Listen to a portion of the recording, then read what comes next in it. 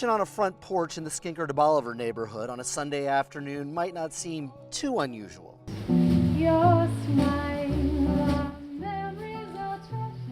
But a jazz band a few blocks away, and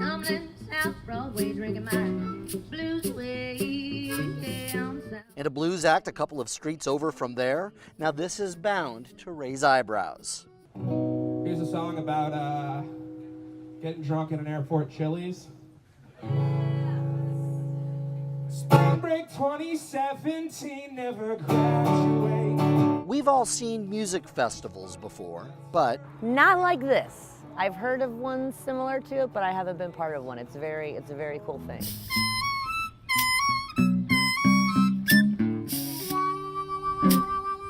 it's called Porchfest. The 13 stages around the neighborhood give it the name, but no one here is trying to create the next Lollapalooza. One set of stage hosts, Derek and Billy Morgan, say they saw an icebreaker as the new people on their block. For the first couple of weeks that it came up, I was like, okay, so what is this thing again? Because at the time we had no yard, and so the first time we very quickly put in the yard and got everything all ready. It was great. We met lots of new neighbors. Lots of new friends. Lots of new friends, actually. And then they said it was going to happen again this year. I'm not sure what you're going through. And that's sort of a microcosm of what Porchfest is all about, but with one added dimension. This neighborhood is home to many year-round residents and many college students as well, something that is often a toxic combination. Come on, All right. let's spend some time together. All right. But clearly not here. In fact, it was a small group of the part-timers, Washington University students, who got this whole thing going as a thank you. It's not only a really diverse community and a really close community, but it's also a community that wants to get to know their neighbors better. And I think that really plays into this event because you have tons of neighbors interacting with students who live right next door. You know, we all went to school. We went to school somewhere, and you're not at home. And it feels good to create some connections where you're at and to create some new relationships.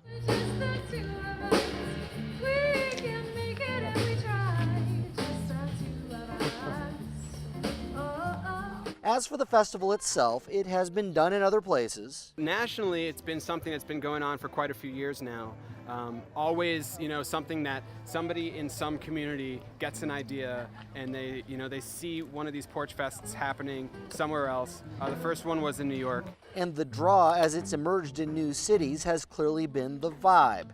For bands, it's like no other stage, even if it does seem oddly familiar. Like, I think most of us musicians probably started on somebody's porch somewhere, maybe their own porch, so it's different than what we normally do, like on a stage, quote unquote, but it's great. And you get to know the audience a little more. Yeah, you get to really be close up and front and personal, and basically everybody's just kind of sitting in your lap. We're all on the lawn, hanging out, and yeah, it's very intimate.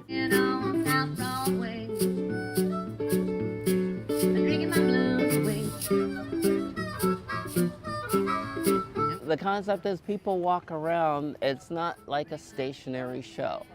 And people walk around, and the venues are separated far enough that you don't get bleed through. There's not a lot of competition for attention.